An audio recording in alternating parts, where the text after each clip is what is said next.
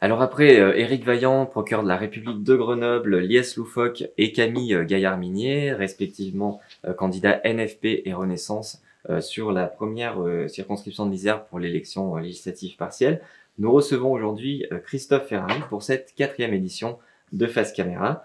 Alors Christophe Ferrari, vous êtes né à Namur d'un père ouvrier italien et d'une mère au foyer.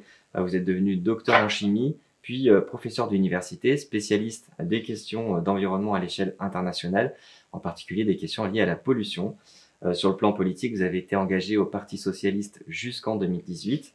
Et pour ce qui est de vos mandats, donc vous êtes maire de Pont-de-Claix depuis 2008 et président de la métropole de Grenoble depuis 2014. Alors pour commencer ce Face Caméra, j'aimerais tout d'abord qu'on aborde un sujet brûlant d'actualité, à savoir Vancorex.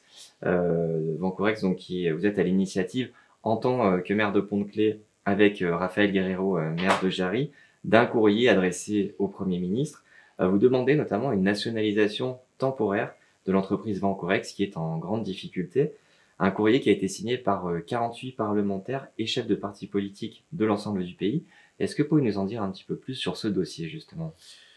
Vancorex fait partie des plateformes chimiques, des 18 plateformes chimiques que nous avons à l'échelle nationale, et nous en avons 2 sur notre territoire, Pont-de-Claix et Jarry. Je dirais que le système de l'industrie chimique, il est même avec un 3e morceau qui est très en amont, qui est dans la Drôme, c'est la mine de sel de Haute-Rive, reliée avec un pipe de 80 km jusqu'à la plateforme de Pont-de-Claix. Et tout ceci est interconnecté et interlié. La plateforme chimique de Pont-de-Claix a été nationalisée dans les années 80, après l'élection de François Mitterrand, considérant que la chimie était stratégique pour notre pays.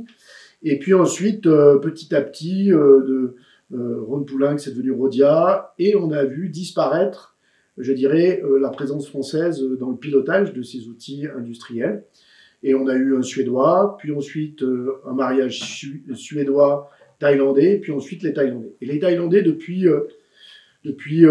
plusieurs mois, ont considéré que, et leur situation est compliquée dans leur pays, ont souhaité tout simplement se retirer parce qu'ils considéraient qu'ils avaient des équilibres économiques qui n'étaient plus là. Donc on s'est retrouvé avec une cessation de paiement. Ça, c'était en septembre, déclaré en septembre.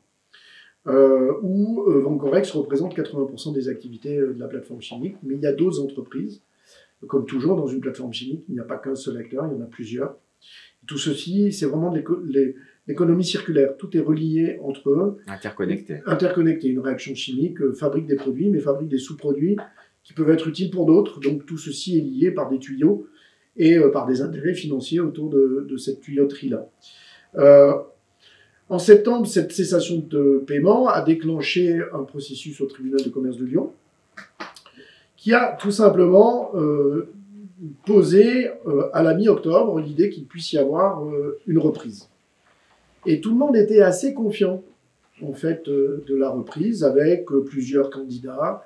Puis finalement, coup de théâtre assez dramatique, un repreneur chinois, celui qui a été le concurrent et qui a mis, je dirais, en grande difficulté la plateforme chimique par des produits vendus très peu chers, sans barrière douanière européenne, ça ce qui est quand même le problème de fond derrière tout ça, et globalement, finalement, pas de repreneur. Et là, tout le monde s'est dit, mais qu'est-ce qu'on fait? Et on est toujours sur ce schéma-là depuis le début. Parce qu'on avait une offre de reprise, mais avec très peu de... Partiel, 25 salariés, maintenant 54. La proposition de Borzotchem, filiale de Wanhua, le géant chimique chinois. Et là, finalement, tout le monde dit, tous les industriels de la plateforme disent, mais on ne sait pas par quel bout attraper le sujet. Nous, on a posé une chose très simple, c'est que si on veut vraiment se donner du temps pour écrire un projet industriel, ce qui est possible, comme ça a été Camoine dans les Bouches-du-Rhône, lorsqu'elle était en très grande difficulté, et largement plus en difficulté que Vancorex aujourd'hui, et sous l'action d'Arnaud Montebourg et une vision stratégique de l'État en matière de filière industrielle, il y a eu la possibilité de construire un vrai projet de reprise. Et là, nous sommes dans une espèce d'équation où finalement, si on laisse continuer tout ça, tout va tomber. la plateforme va s'arrêter et tous les acteurs qui sont dessus vont tomber et on découvre jour après jour que d'autres vont être liés parce qu'il y a des interconnexions. Et on parle aujourd'hui, on parlait de 6 000 emplois, on parle quasiment aujourd'hui de 8 000, peut-être de 10 000.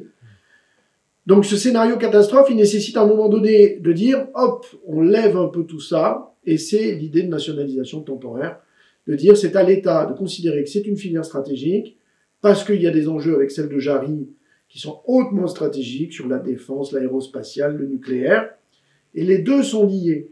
L'un ne peut pas vivre sans l'autre. On nous fait croire qu'on pourrait faire vivre la deuxième en organisant d'autres mécanismes d'approvisionnement, et ça ne peut pas marcher. La nationalisation temporaire qu'on propose, nous, c'est pas comme si on décidait de revoir nos cours de marxisme ou même de se dire, allez, on va faire comme en 1981, parce que c'est chouette de dire ça. C'est parce que là, l'État, dans son approche stratégique, doit avoir la main. C'est pas lui qui doit gérer la plateforme chimique de demain. C'est pas ça le sujet. Mais c'est qu'il doit dire, il faut qu'on arrive à trouver un accord avec tout ce monde-là et des repreneurs. Et vous voyez, plus je prends des contacts avec des personnes à l'extérieur, plus ils me disent que cette plateforme chimique a des potentialités immenses en termes d'intérêt pour développer. La plateforme chimique de Lyon est remplie comme un œuf. Donc ça veut dire que nous, on a du foncier ici, on pourra accueillir d'autres activités qui seront utiles et qui feront baisser les coûts de tout le monde demain. Donc voilà le projet de nationalisation temporaire, voilà le projet d'alerte du Premier ministre, du nouveau Premier ministre. M. Ferracci avait dit que lui n'était pas favorable à ça. Moi, je m'arrête pas à cette première décision du ministre Ferracci. On est là pour convaincre, on n'est pas là dans les éléments de posture. Le dogme, vous savez, il peut être parfois pas forcément du côté où on le croit. Pourquoi on refuserait comme ça, a priori, une nationalisation temporaire, si c'est stratégique pour l'État, si c'est stratégique pour la France? Je pense que tout ceci a du sens. Voilà l'enjeu d'avoir alerté, et c'est effectivement, je remercie tous les parlementaires, les chefs de parti qui ont décidé de poser ça. Encore une fois, parce que on peut pas parler de réindustrialisation en permanence dans notre pays, comme une espèce je dirais, de messe que l'on réciterait, et de se dire que, par contre, on perd tous nos emplois industriels. La réindustrialisation, elle se fera sur la plateforme chimique, avec les activités actuelles. C'est ça, se dire qu'on réindustrialisera dans 20 ans ou dans 30 ans est une absurdité, et nous ne serons pas au rendez-vous de l'histoire. Donc vous êtes plutôt confiant par rapport à cette démarche, est-ce que vous avez déjà eu des retours, est-ce que c'est un peu tôt, j'imagine, et puis surtout au vu du contexte national actuel? Je ne sais pas si je peux dire que je suis confiant. Le fait qu'on soit aussi nombreux aujourd'hui à porter ça, le fait que les industriels eux-mêmes qui sont sur la plateforme chimique disent mais on n'a pas assez de temps, ils nous l'ont dit en comité de pilotage à la préfecture cette semaine. L'idée c'est aussi de se redonner du temps. De se redonner du temps et à un moment donné de vraiment construire une solution. En fait, si on ferme cette plateforme, combien ça coûtera aux contribuables et à l'État demain? Des pollutions, démantèlement, etc., etc. Tout ceci va coûter mais largement plus cher. Donc si je suis juste dans une approche de tableau Excel, je veux dire ça devrait convaincre, ça devrait suffire à convaincre. Entre une nationalisation temporaire qui va coûter, je dirais, l'engagement de l'État, et elle a des outils d'ailleurs l'État pour pouvoir faire ça, elle a des outils pour entrer, pour prendre la main sur des objets à un moment donné. Elle est en train de le faire pour Atos, elle l'a fait pour les câbles sous-marins qui étaient aujourd'hui stratégiques. Elle a les moyens de le faire, c'est de l'argent bien placé puisque ça sauve notre outil industriel.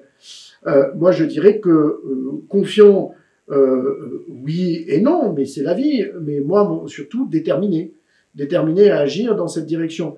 Ce n'est pas une approche dogmatique, c'est une approche de bon sens. L'État doit mettre sa main là-dessus pour pouvoir tout simplement trouver les choses. Et c'est ce qui s'est passé à Kemoine dans les Bouches-du-Rhône. Revenons, c'était il n'y a pas si longtemps, il y a quelques années.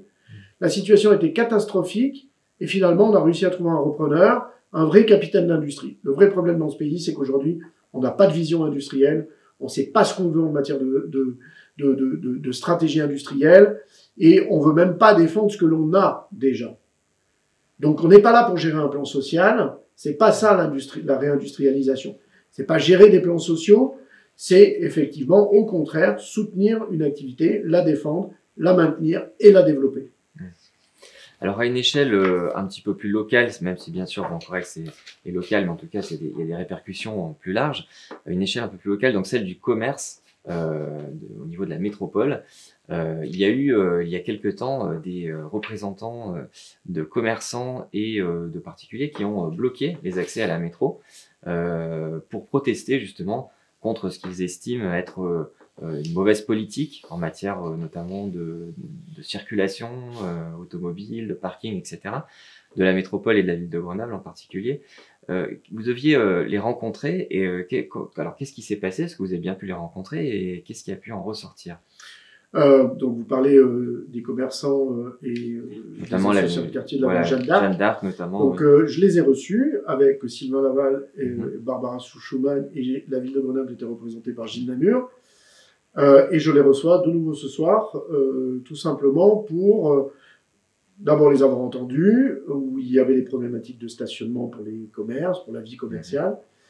En fait, ce qu'il faut bien comprendre, c'est que nos rues qu'on a construites il y a 20 ans ou 30 ans ne sont plus adaptées aux enjeux qui sont celles d'aujourd'hui et de demain.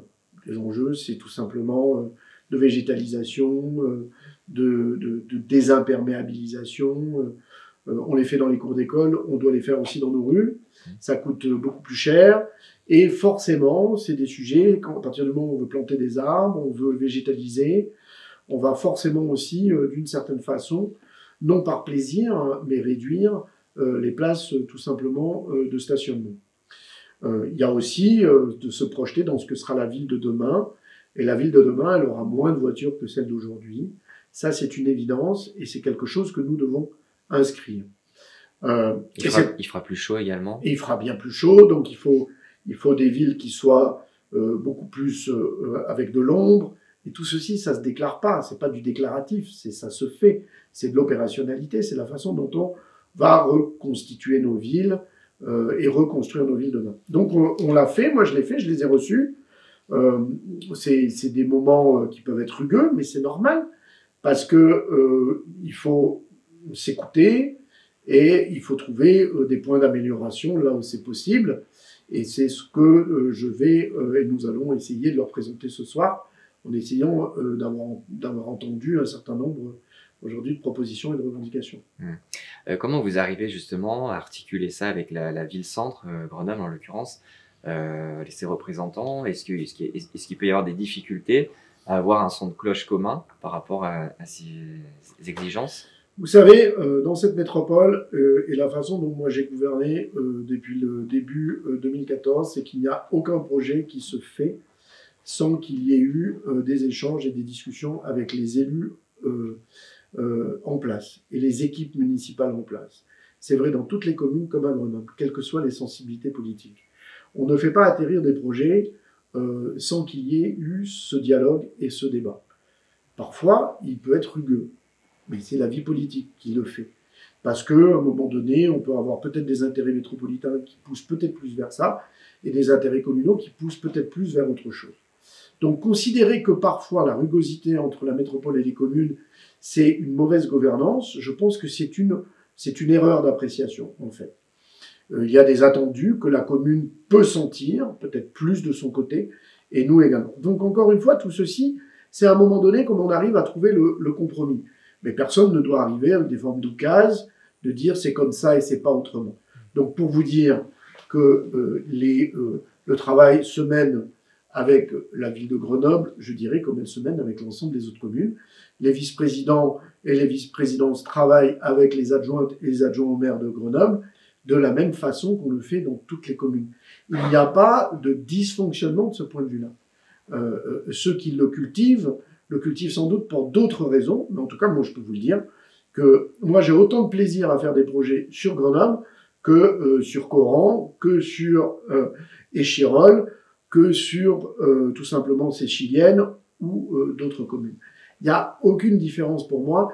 J'ai toujours inscrit dans ma façon de gouverner, je dirais, ce lien très étroit avec les maires. Je pense qu'on ne fait pas avancer l'édifice intercommunal sans ce travail-là. Après, encore une fois, il peut y avoir aussi des approches qui peuvent être différentes. À nous de trouver les bons compromis là-dessus. Alors pour revenir un petit peu justement sur ces petites communes, il y avait une souplesse accordée par la loi et qui permettait à la ville de Grenoble et aux autres communes de la métropole en 2019 d'accorder un siège supplémentaire aux villes comprises entre 5 000 et 10 000 habitants. C'était un accord qu'Éric Piolle entend ne pas reconduire l'an prochain. Et pour justifier ce refus, le maire de Grenoble évoque l'iniquité financière que subirait sa commune et les désaccords qu'il rencontre lors des conseils communautaires. Que vous évoque cette décision? Pour moi, elle est incompréhensible, d'abord parce qu'on va juste revenir sur le sujet que vous évoquez, qui est un sujet simple, qui s'appelle la juste représentation des habitantes et des habitants de ce territoire, quelles que soient les communes où ils habitent. Il y a un principe qui a été défini par la loi, le Code général des collectivités territoriales, qui dit que tout simplement on accorde des sièges pour que les communes soient bien représentées.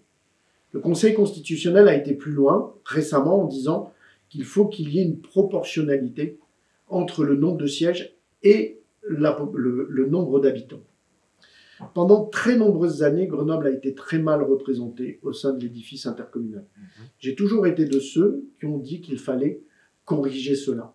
On le corrige en appelant cela le taux de représentativité. C'est-à-dire que finalement, la commune X a tant d'habitants, elle a droit à tant de sièges pour bien la représenter au sein du conseil métropolitain. Donc la loi, elle a dit que cela. Elle ne dit pas que c'est lié à une question de ressources, que c'est lié à un bon traitement ou un mauvais traitement. Elle pose un sujet qui est institutionnel, démocratique, comment doivent être représentées les communes. Alors, la loi a permis que finalement, des communes qui ont des taux de représentativité, c'est les fameuses 9 communes, qui ont un taux de représentativité aujourd'hui, s'il n'y a pas le deuxième siège, environ à peu près 50%. Ça veut dire quoi? Ça veut dire qu'un habitant sur 2 ne serait pas représenté dans ces communes par un élu intercommunal. C'est ça le sujet. Donc, et aujourd'hui, quel est le taux de représentativité de la ville de Grenoble? Nous sommes, je crois, à 85%. Ça veut dire que, vous voyez que c'est un taux qui est quasiment proche de 100%. Ça veut dire que les habitants de Grenoble sont plutôt bien représentés dans l'édifice, dans l'enceinte intercommunale. En prenant cette décision de ne pas assurer ce siège supplémentaire pour 9 communes, Éric Piolle considère qu'il serait mieux représenté, ce qui n'est pas vrai. Ça fait bouger de quelques pourcents le taux de représentation de la ville de Grenoble. Mais en tout cas, ça déséquilibre totalement la représentation des autres communes. Et finalement, pourquoi la loi, elle a donné, je dirais, ce droit de veto à la ville-centre? Il faut qu'on se pose la question. La loi, elle n'a pas donné le droit de veto à la commune de Grenoble parce qu'il serait maltraité en matière d'investissement, maltraité par un président, par une majorité dans lequel son équipe est elle-même représentée. La loi, c'est pas ça. La loi, elle ne dit pas ça. Elle dit tout simplement, pourquoi je donne un veto à la ville-centre? C'est parce que je veux m'assurer que la ville-centre soit toujours, malgré tout, bien représentée. Avec un accord local, Éric Piolle garde toujours une très bonne représentation de la ville de Grenoble et de ses habitants. Par contre, en ne faisant pas d'accord local, il décide unilatéralement d'empêcher des communes d'être bien représentées. Donc les habitants de Clé sont des sous-habitants. Les habitants de Saint-Martin-de-Vinoux sont des sous-habitants. Les habitants de Domaine sont des sous-habitants. Les habitants de Vif sont des sous-habitants. Les habitants de Cessin, de Gers, de La Tronche seraient donc des sous-habitants. Moi, je trouve que si je m'extrais de tout ça, je trouve qu'il y a une forme d'abus, d'excès, finalement, du pouvoir qui est donné à la ville. Du plus fort. Mais c'est une approche qui est totalement d'une loi du talion, en fait. Je suis le plus fort, j'ai un droit de veto qui n'est pas lié à des arguments qu'Éric Piolle donne, et je décide unilatéralement de maltraiter des communes et leurs habitants. Donc, c'est-à-dire qu'Éric Piolle prend... Loi du talion, parce qu'il aurait lui-même été maltraité en retour ou Non, puisqu'il est bien représenté. Le Code général dit, l'accord local, c'est de fixer la bonne représentation des communes dans l'enceinte métropolitaine demain. C'est pas du tout un sujet de financier, de pas de financier. C'est un sujet juste de droit des habitants à être bien représentés. il faut juste lire ça, cette loi, ce qu'a dit le Conseil constitutionnel. Et moi, j'invite Éric Piolle à relire tout ça. Parce que, en fait, il s'autorise un droit, finalement, qu'il n'a pas. Donc c'est là où je trouve que c'est choquant, et je trouve que ça fait prendre un risque, et je le dis assez grave, d'une certaine façon de déséquilibre de l'enceinte intercommunale demain. Il y aura des communes qui auront été finalement, et des habitants qui seront mal représentés dans l'enceinte métropolitaine. Et puis Éric Piolle a dit en 2019, je le rappelle, pourquoi c'était bien d'avoir un accord local, parce que là, pour lui, il n'y a pas de sujet, hein. Il n'y avait pas de sujet, c'était bon pour la parité, c'était bon pour la représentation générale de toutes les communes. Je me rappelle quand même ce qu'il disait à la fin, tout simplement, c'est que pour lui, c'est pas important, donc aux yeux des élus écologistes et d'Éric Piolle, que la répartition géographique soit équilibrée. C'est pas important que la représentation des géographiques soit équilibrée en fonction des lieux de vie. C'était ce qu'il disait. Donc à un moment donné, je trouve que tout ceci est en totale contradiction avec des propos qui ont toujours été tenus par lui-même, mais aussi par les élus écologistes de façon globale dans ce qu'est tout simplement la bonne représentation des communes. C'était là aussi, il dit lui-même par cette décision que c'est pas important de favoriser la parité, et notamment dans des communes où, permettez-moi de vous dire, Clé, GR, toutes ces communes-là seront représentées par un seul élu. Quand on voit la masse de travail que ça représente, je trouve qu'il n'est pas absurde qu'il y ait deux élus qui puissent représenter ces communes par rapport à leur poids de population. Donc, la représentation, c'est pas chacun pour sa pomme, en fait. Et c'est pas je décide moi parce que je construirai un récit comme quoi j'aurais été maltraité pour pouvoir expliquer que j'ai envie finalement de couper des têtes et couper une représentation juste des communes. Donc je trouve qu'on n'a pas le droit de jouer avec le fait institutionnel. Quels que soient ses ressentis, peut-être qu'il y a des éléments sur lesquels il peut avoir raison. Vous voyez, j'essaye encore une fois de comprendre, mais on ne joue pas avec le fait institutionnel, on ne joue pas avec le fait démocratique. C'est trop grave, encore une fois, de jouer avec ça, à mes yeux. Alors, il y a eu le groupe Une Métropole d'Avance, UMA, donc des élus de gauche et écologistes, qui avait demandé une mission d'information et d'évaluation sur les investissements de la métro pour chaque commune. Donc c'était entre 2017 et 2022, une mission donc, qui a demandé un important travail qui a pris plus de temps que prévu, et dont le bilan a été présenté cet été, un petit peu, j'allais dire, pas dans une indifférence générale, mais par rapport à la période, forcément, c'est tombé un petit peu dans les oubliettes. Et alors, est-ce que vraiment il y a eu des villes qui ont été plus favorisées que d'autres par la métro? Est-ce que vous pouvez faire le bilan du rapport? Cette mission, c'est une mission présidée par Christophe Roville. Exactement. Donc c'est une mission qui a été présidée par un élu d'opposition, par un maire, et qui a permis la composition de cette commission. C'était la proportionnelle des groupes. Donc le groupe UMA était représenté à sa juste valeur dans cette mission. Elle a travaillé, elle a ausculté l'ensemble des éléments financiers que les services des finances ont pu et ont donné, tout simplement pour comprendre finalement si, dans l'action de la métropole sur l'ensemble de ses champs de compétences, comment, je dirais, les communes avaient été traitées dans les investissements métropolitains. En fait, les investissements par la ville de Grenoble ont été en moyenne sur la période de 943 € versus une moyenne qui est à peu près à 1000. Si je fais juste cette comparaison-là, on peut toujours après discuter, est-ce que c'est bien de le ramener par habitant, pas ramener par habitant. En tout cas, c'est ce qu'Éric Piolle, lui, défend. C'est toujours le ratio par habitant, qui est une approche, voilà, ce qu'elle est, mais comptable.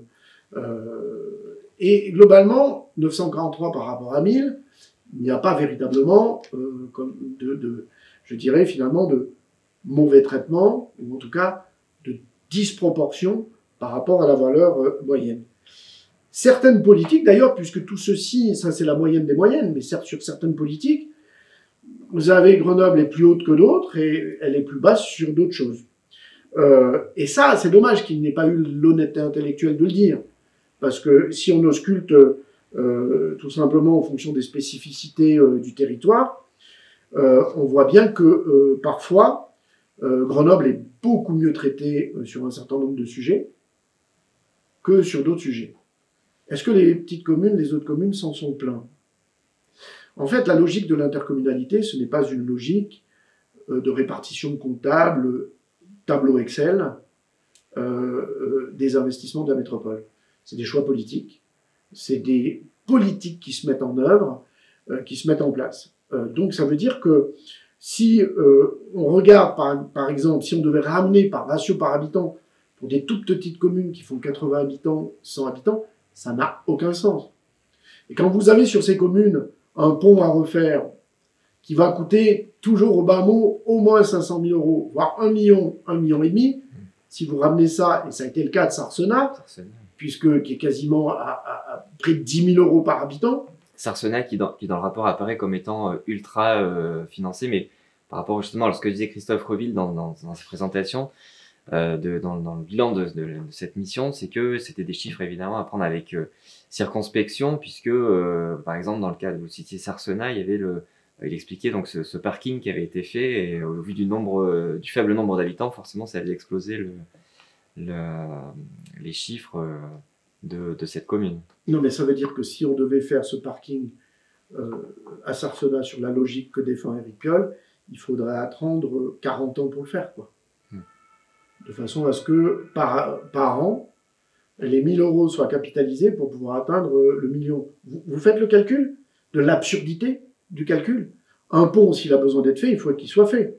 Parce que, encore une fois, tout le monde a voté à l'unanimité, ça. Quand on évalue la priorisation des chantiers de ponts, d'ouvrages d'art, il n'y a aucun élu qui dit que c'est absurde. Puisque ça, c'est des diagnostics qui sont techniques et qui disent ce pont-là est prioritaire parce que il est plus en difficulté, plus il pose des problèmes, etc., etc. Donc, mais je dirais que cette approche du tableau Excel, c'est finalement une approche assez libérale, hein, moi je trouve. Hein. Le tableau Excel, bah oui, si c'est cette seule base, on le divise par habitant et globalement, I want my money back. C'était Thatcher qui disait ça lorsqu'elle parlait de l'Europe. C'est donc ça, l'intercommunalité? Non, ce n'est pas ça en fait. C'est une stratégie, sur les ouvrages d'art, c'est une stratégie de rattrapage historique des investissements qui n'ont pas été faits, mais qu'il faut faire. Si je devais dire, dans ces cas-là, on n'aurait pas refait les réseaux d'assainissement des communes du sud grenoblois, dont Visil, rapidement, en moins de 10 ans, on a rattrapé ce qui aurait nécessité, dans la logique d'Éric Piolle, peut-être 30 ans ou 40 ans. Et c'est important. Et c'est pas Lionel Coiffard qui va me dire l'inverse.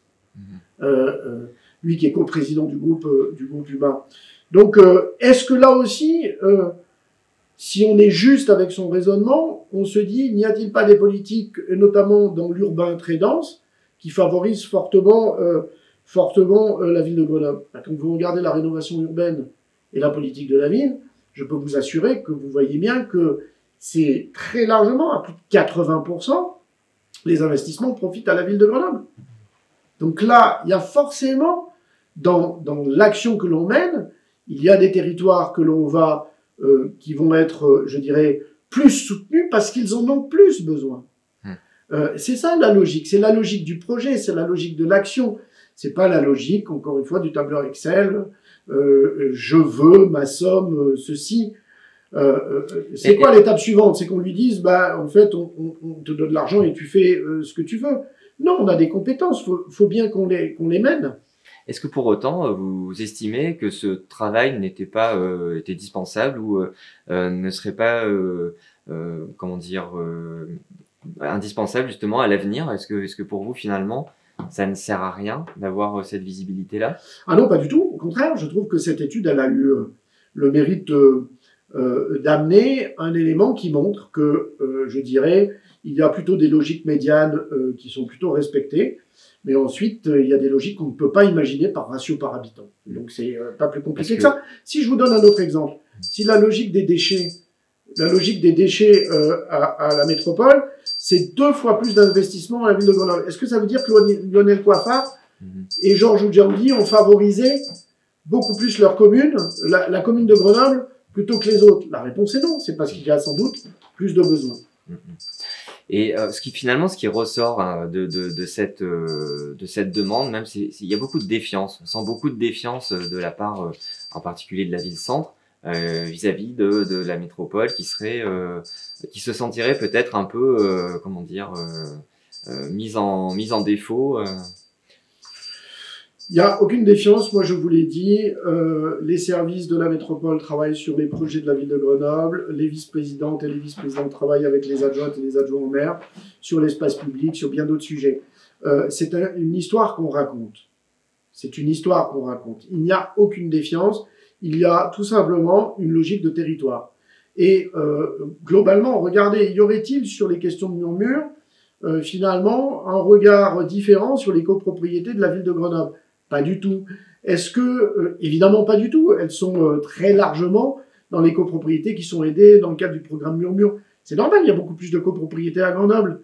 Mais il n'y a aucune logique, évidemment, de choix. C'est ce qu'on veut faire croire, qu'il y aurait une forme de logique je dirais, de traitement différencié. En fait, encore une fois, je vous le dis, sur la politique de la ville, 80% des financements vont à Grenoble. C'est pas, si je ramène ça au ratio par habitant, on pourrait se dire que c'est pas logique. Mais pourtant, la logique du projet le veut. Donc, et là-dessus, j'ai eu aucun commentaire de la part du maire de Grenoble. J'aimerais revenir également sur le dossier culturel, puisque vendredi 13 décembre, Pascal Clouard, donc vice-président métropolitain à la culture, a annoncé que la métropole allait arrêter de verser des subventions aux opérateurs culturels, hormis ceux déjà transférés, alors par exemple la MC2, le CCN2 à Grenoble, et en cause le refus de la ville de transférer ses compétences en matière culturelle à la métropole. Alors pour la majorité écologiste, ça ne serait qu'un prétexte, cet arrêt des subventions, et ils accusent Pascal Clouard de ne pas assumer une politique d'austérité. Quel est votre point de vue sur cette question ? On a voulu clarifier nos statuts pour qu'on puisse, je dirais, légalement intervenir de bonne façon sur un certain nombre de politiques publiques. On n'a pas de compétences culturelles, on n'a pas de compétences sportives. On a voulu justement clairement affirmer ce sur quoi nous pouvions faire. La ville de Grenoble a décidé, là aussi, de voter contre et d'user de son droit de veto pour voter contre. Tous les éléments techniques, juridiques avaient été apportés à tout le monde. Ça a posé de questions à personne d'autre. Et croyez-moi, il y a des communes dans cette agglomération qui regardent toujours ce que prend comme compétence la métropole vis-à-vis des communes. La ville de Grenoble n'a pas apporté d'éléments juridiques complémentaires pour finalement expliquer que ça mettait en difficulté eux mettent en avant le fait que les précédents transferts ne se seraient pas très bien passés et du coup ils se disent bah, on fait une pause, on attend de voir comment ça se passe. Je crois que la compétence insertion s'est plutôt bien passée. Je pense que l'ensemble des transferts de compétences, la voirie, c'est plutôt très bien passé. Je rappelle que ce qui a été transféré financièrement des communes, c'est 15 millions sur les voiries. Et nous sommes aujourd'hui à plus de 30-35 millions par an sur les communes. Donc je pense qu'à chaque fois qu'on a pris une compétence, ces documents sont disponibles, consultables, c'est une obligation légale de le faire. Quelques années après la prise de compétence, on regarde finalement quelle était l'action de la métropole. Dans tous les cas, l'action de la métropole a toujours mis plus d'argent que ce que les communes ont elles-mêmes transféré. Donc, encore une fois, là, c'est une histoire qu'on raconte, pour encore une fois considérer qu'il y aurait une forme de maltraitance généralisée, ou en tout cas à l'adresse de la ville de Grenoble. Ça veut dire qu'à un moment donné, des votes ont des conséquences. Sur la question des subventions culturelles, ben, les votes ont des conséquences. C'est pas parce qu'il y a une politique d'austérité, nous n'en faisons pas. Donc nous ne faisons pas de politique d'austérité. On a toujours voulu accompagner, au contraire, on a même accru notre intervention dans un certain nombre de champs. À partir du moment où nous n'avons pas les statuts qui sont désormais adaptés, parce que nous ne sommes pas une collectivité avec une clause de compétence générale comme la commune de Grenoble. La commune de Grenoble peut intervenir comme elle veut. Nous, on a des statuts, et ce qui est écrit dans nos statuts, c'est là où on doit agir. On peut agir. La volonté n'a pas été d'aller vers ça, dont acte. Non, la conséquence, elle est liée à un vote, à un choix des élus écologistes. C'est leur droit, écologistes et insoumis. Dans l'histoire, le groupe humain, et notamment les élus de la ville de Grenoble. Alors, pour évoquer les sujets environnementaux, on a affaire à Grenoble a une pollution au PFAS, pollution de l'eau. Quelles mesures ont été et vont être prises pour faire face à cette pollution? D'abord, de façon générale, nous avons créé des bombes à retardement environnementales qui sont, je dirais, redoutables aujourd'hui, qui seront redoutables demain, avec des conséquences en matière de santé publique qui seront extrêmement lourdes. On paye les choix du passé. Mais bien sûr, c'est ma spécialité en matière de chimie de l'environnement et des grands problèmes de chimie de l'environnement. Tout ce que nous avons émis sous nos latitudes dans les pays dits développés et qui ont voyagé via l'atmosphère et qui ont été se loger dans tous les compartiments environnementaux aujourd'hui, et c'est le cas des PFAS. Évidemment, c'est des bombes à retardement environnemental en termes de contamination des eaux potables, de contamination des écosystèmes, de contamination du vivant et d'impact sur, je dirais, la biodiversité elle-même et sa survie. Ça, c'est un véritable sujet. Le PFAS est un des éléments aujourd'hui qui est dans l'actualité, mais il y en a d'autres et il y en aura d'autres.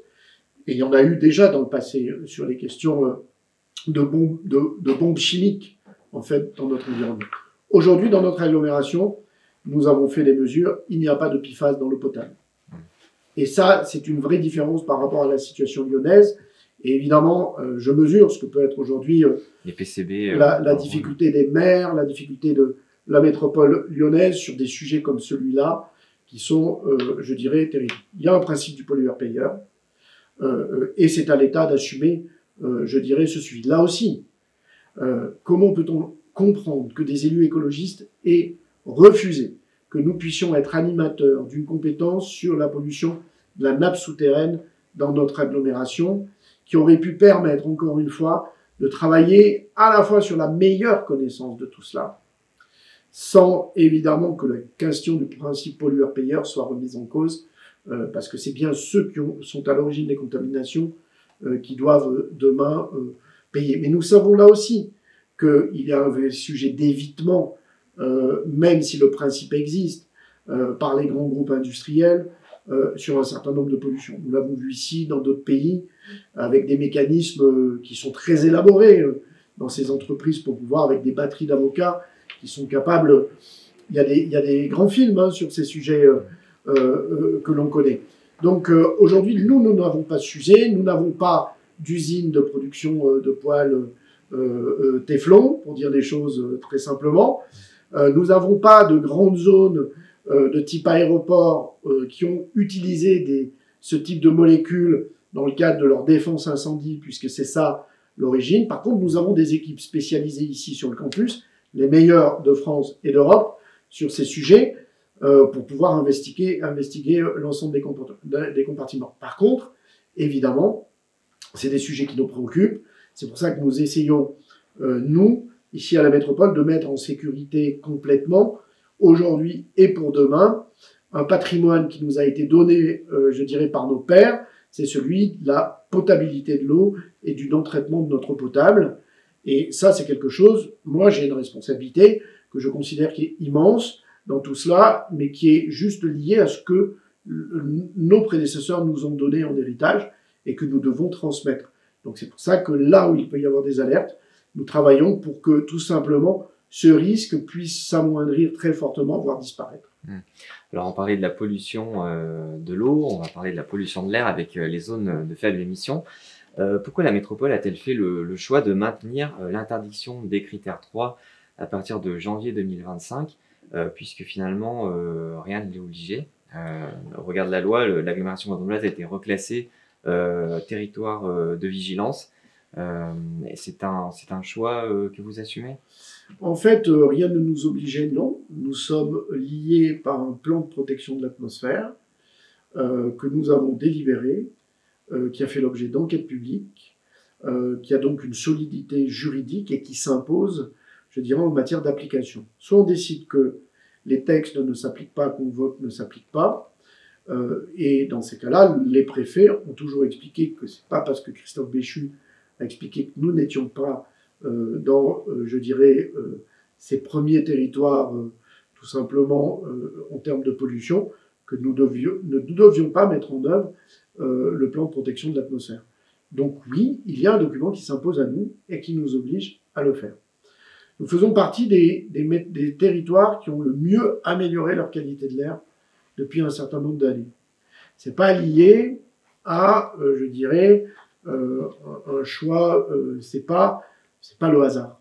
C'est parce qu'il y a eu des politiques, tout simplement, de réduction des émissions, tant véhicules, chauffage au bois, etc. Les industriels aussi ont pris leur part, mais c'est aussi... Oui, parce qu'on n'a pas que les véhicules, on a aussi évidemment le chauffage au bois qui est un fort chauffage émetteur. au bois, qui est de fort émetteur de particules aujourd'hui.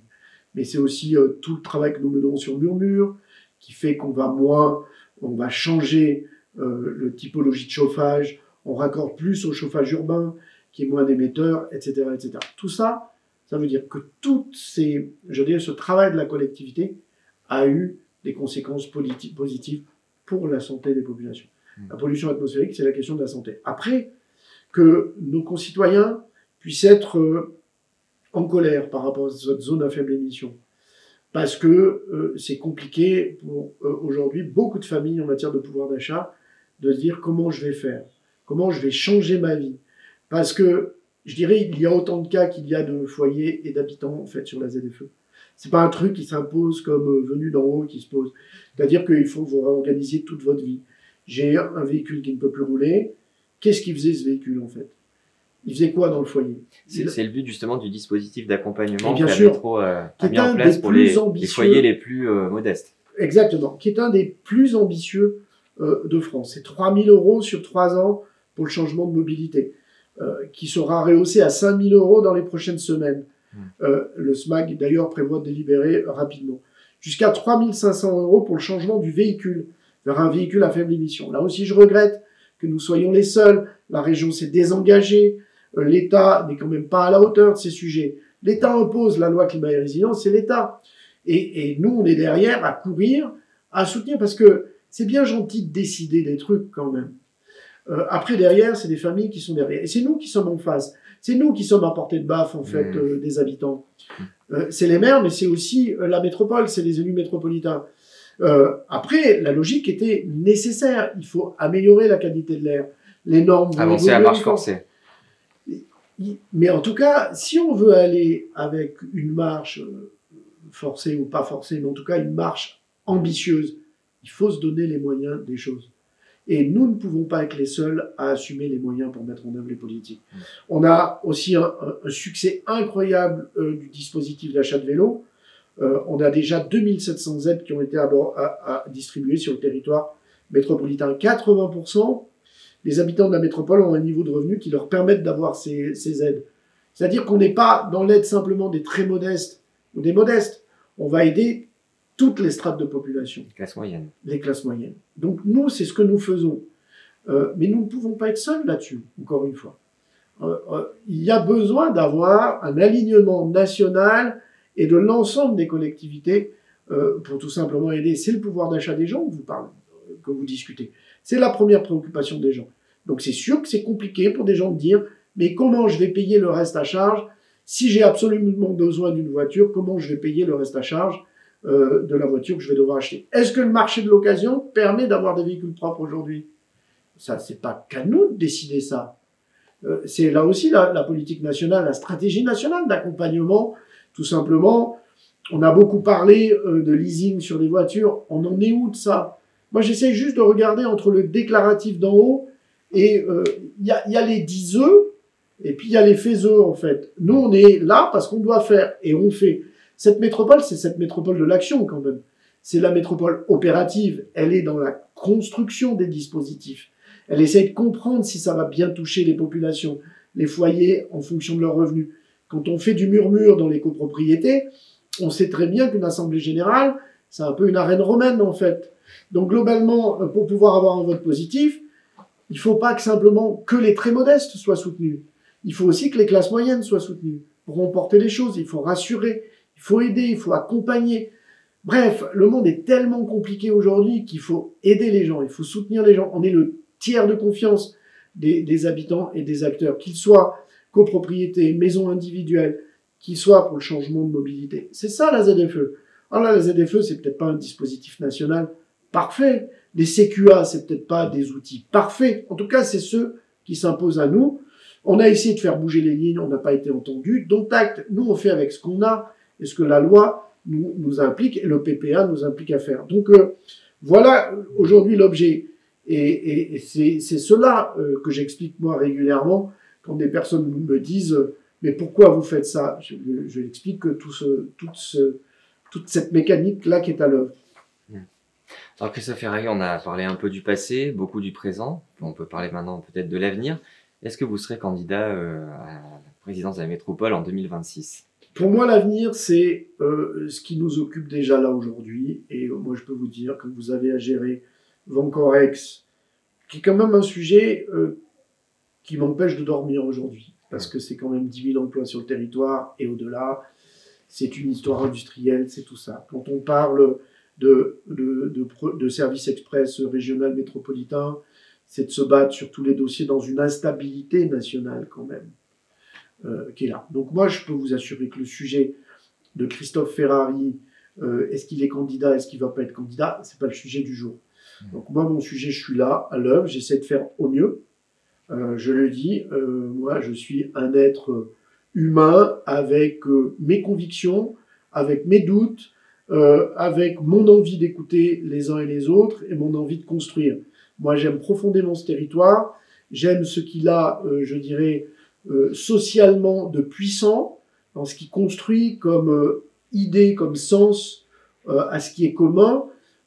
Donc voilà, moi, mon sujet, c'est ça, et je vais être à l'œuvre sur ces sujets-là, plutôt de me préoccuper de ce que sera mon sort, ou pas mon sort d'ailleurs. Donc je pense qu'il faut sortir de ces sujets individuels qui finalement agacent profondément les gens. Moi, j'ai envie tout simplement d'être sur ces sujets et de les réussir avec les habitants. C'est du rapport force. Les habitants du Pont-de-Claix, c'est votre commune, vous y êtes profondément attaché. Ben, là aussi, ça reste quelque chose. J'y suis pour presque l'instant. né, je suis pas né, je suis né à Lamure, mais en fait, on faisait les pendulaires tout le temps entre Lamure et Valjouffré, qui est quand même un territoire du parc des Écrins, qui m'a quand même enseigné ce qu'était la fragilité des écosystèmes alpins. Enfin, je l'ai observé, cette montagne, je l'ai vue. J'ai vu son évolution sous l'effet du changement climatique, la violence qui est imposée d'une certaine façon. Donc moi, je suis attaché à Pont-de-Claix, je suis attaché à une commune dont les habitants sont parmi les plus modestes de cette agglomération. Je suis un parmi eux. J'habite, je vis dans cette commune, je vis dans cette métropole. C'est bien l'opérationnel territorial qui m'intéresse. C'est ce qui se passe dans ce territoire qui m'intéresse. Alors après, j'essaye modestement que ma parole soit entendue nationalement. J'essaye de construire les compromis qui nous permettent de gagner de l'espace, de gagner de la visibilité sur les grands sujets qui sont les nôtres. Voilà, mon sujet perso, c'est pas le sujet. Moi, je n'ai de plaisir que dans la réussite collective. Donc, moi, ce qui m'importe, c'est ce territoire. Ma réussite personnelle, je crois que je suis un homme heureux, pleinement heureux. Et dans ce que je fais, donc vous savez, déjà là, je pense que j'ai largement touché mon salaire, comme on dit communément. Très bien, merci Christophe Ferrari. Merci à vous.